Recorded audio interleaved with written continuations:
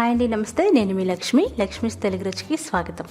ఈరోజు మన వీడియోలో ఎంతో రిక్వెస్టెడ్ వీడియో అండి, రాగి దోశ, రాగి ఇడ్లీ ఒకే పిండితో తయారు చేసుకుని 2 రకాల హెల్తీ బ్రేక్ఫాస్ట్. రాగుల్లో కానీ రాగి పిండిలో కానీ కాల్షియం ఎక్కువ ఉంటుంది కదా, సో అప్పుడప్పుడు మనం ఇలాంటి హెల్తీ రెసిపీస్ చేసుకుంటే చాలా మంచిది. ఈ కరోనా కష్టకాలంలో అయితే ఇంకా మంచిది. మీకు ఇడ్లీ కావాలంటే ఇడ్లీ వేసుకోవచ్చు, దోశలు కావాలంటే దోశలు వేసుకోవచ్చు. యాక్చువల్లీ ఇది ఒక సబ్స్క్రైబర్ రిక్వెస్టెడ్ వీడియో అండి, దానికోసమే నేను చేశాను. ఇక్కడ 1 కప్పు రాగులు తీసుకోవాలి. ఈ రాగులు ఆన్లైన్లో ఈజీగా దొరుకుతాయండి. మనకి రాగి పిండి కంటే రాగులు చాలా హెల్తీ అనమాట, ఎందుకంటే ఇవి ప్యూర్గా ఉంటాయి కాబట్టి. అందులో ఏమైనా రాళ్ళు ఏమైనా తీసేయాలి. ఇలా శుభ్రం చేసిన రాగులు 1 కప్పు తీసుకోవాలి. అందులో 1/2 కప్పు వరకు మినపగుళ్ళు తీసుకోవాలి. అలాగే 1/2 కప్పు వరకు అటుకులు తీసుకోవాలి. అటుకులు బదులు మీరు బియ్యం కూడా తీసుకోవచ్చు. బియ్యం కంటే అటుకులు మంచిది అనమాట. అటుకులు లేకపోతే బియ్యం వేసుకోవచ్చు. ఇప్పుడు శుభ్రంగా కడిగేసి 4-5 గంటలు నానబెట్టుకోండి.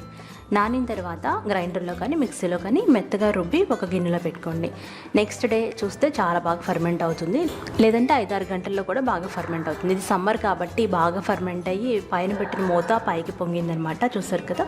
ఇప్పుడు పిండిని బాగా కలిపేయాలి. మనకి ఇడ్లీ బ్యాటర్కి సరిపడినంతగా కొంచెం వాటర్ పోసుకొని కలుపుకోవాలి. అందులో తగినంత ఉప్పు వేసుకోండి. అలాగే ఉప్పు వేసి ఇడ్లీ కోసం ఇలా పిండి కలుపుకోవాలన్నమాట. కొంచెం థిక్గా, మరీ ఎక్కువ వాటర్ పోయకూడదు. ఇప్పుడు ఇడ్లీ రేకు శుభ్రంగా కడిగేసి అందులో మనం ఇడ్లీలు నింపేసి చక్కగా ఒక 15 నిమిషాలు మీడియం ఫ్లేమ్లో స్టీమ్ చేసుకుంటే సరిపోతుంది. ఇడ్లీలు రెడీ అయిపోతాయి. చల్లారిన తర్వాత వీటిని డిష్ అవుట్ చేసుకోవడమే. అంతేనండి, ఇడ్లీలు రెడీ అయిపోయినాయి. ఇప్పుడు మనకి ఎంతో ఇష్టమైన క్రిస్పీ రాగి దోశ. ఇడ్లీలు స్మూత్గా ఉంటాయి, దోశలు మాత్రం క్రిస్పీగా ఉంటాయి. అదే అనమాట ఇందులో ట్రిక్. ఇప్పుడు చూసారు కదా, మరి కొన్ని నీళ్లు పోసుకొని దోశల పైన వేడైన తర్వాత మనం కొంచెం నీళ్లు చిలకరించి దోశలు పోసుకోవడమే. మరీ పలచగా కాకుండా కొంచెం మందంగా వేసుకొని నెయ్యితో కానీ నూనెతో కానీ మీడియం ఫ్లేమ్లో పెట్టుకొని కాల్చుకోవాలి. కలర్ మారిన తర్వాత రెండో వైపు కూడా 1 నిమిషం పాటు కాల్చి తర్వాత సర్వ్ చేసుకోవాలి. అంతేనండి, చాలా టేస్టీగా ఉండే క్రిస్పీ రాగి దోశలు రెడీ అయిపోతాయి. మామూలు దోశ కంటే ఈ దోశ నాకు చాలా బాగా నచ్చింది.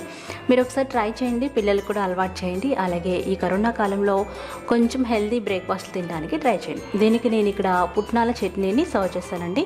మీకు డీటెయిల్ రెసిపీ కావాలంటే డిస్క్రిప్షన్లో లింక్ ఇస్తాను, చెక్ చేయండి. సో ఫ్రెండ్స్, ఈ రెసిపీ మీకు నచ్చితే లైక్ చేయండి, షేర్ చేయండి. బాయ్.